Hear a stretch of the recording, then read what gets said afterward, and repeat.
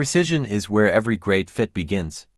Today at Dixon Bespoke, I'm taking you behind the scenes to show you the exact masterclass for cutting a perfect men's trouser pattern. If you've ever struggled with how a trouser hangs, this video is for you. To begin, we must lay the vertical foundations of the trousers.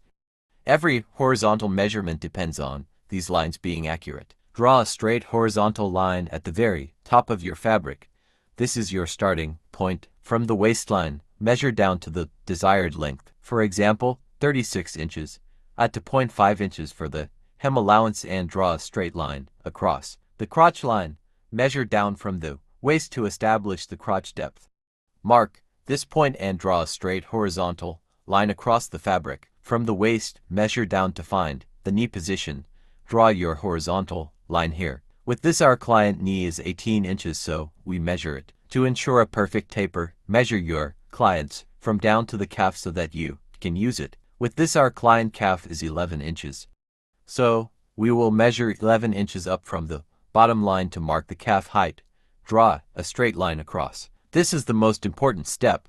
Without a center line, your trousers will twist when you walk. Our thigh crotch measurement is 23.5 inches. Divide this by 2 to get 11.75 inches approx. 11.5. Mark this width on your crotch line. Finding the middle, divide that 11.75 inches by 2 to find the exact midpoint, approx. 5.8 inches. The straight grain, use that 5.8 inch mark to draw a perfectly vertical line from the waist all the way down to the bottom. This is your center line. Now we use the division of 4 formula. We place the center of our measurement on the center line to keep the leg perfectly balanced. The knee 16 inches. 16 divided by 4 equals 4 inches. Place the 4-inch mark of your tape on the center line. Mark at 0 and at 8 inches. Use the same formula. Divide your calf measurement by 4. Place that number on the center line and mark both sides. The base bottom 14 inches. 14 divided by 4 equals 3.5 inches. Place the 3.5-inch mark on the center line.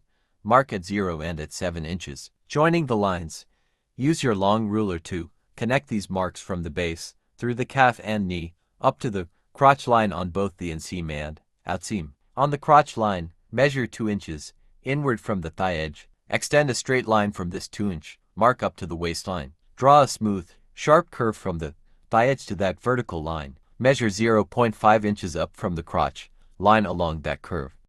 This mark indicates where the fly zip construction will begin. The waist 31 inches. 31 divided by 4 equals 7.75 inches. Add 1 inch for ease, seams 2. Make it 8.75 inches, or mark 30 this on the waistline starting from your fly line. Use a hip curve ruler to join the waist, mark down to the hip and into the crotch line. With these marks, your front pattern is complete. Notice how the center line keeps everything symmetrical. Next, we cut and prepare for the back piece. Now that the front piece is cut, we lay it directly onto our remaining fabric. The back of the trousers must be larger than the front to allow for sitting and comfortable movement. Alignment. Lay the cut front piece on the fabric, ensuring there is enough extra room about 2 to 3 inches at the top and along the inseam side. Use your chalk and ruler to extend the horizontal lines from the front piece onto the back fabric. Extend the waistline, crotch line, knee line, and baseline. To give the legs room to move, we must add specific allowances to the inseam.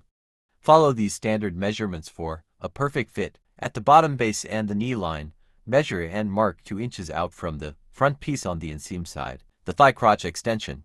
This is where the most room is needed. Measure to 0.5 to 3 inches out from the front crotch point. Use your long ruler to join the 2-inch marks at the base and knee. Then use your curve ruler to blend smoothly up to the 2.5-inch mark at the thigh. At the top fly area, move 2 inches inward, toward the center. From that point, measure 2 inches upward. Draw a slanted line from this new 2-inch height down to the original waist height at the side seam outseam. Draw a deep, smooth curve from the new high point at the waist down to meet the extended crotch point.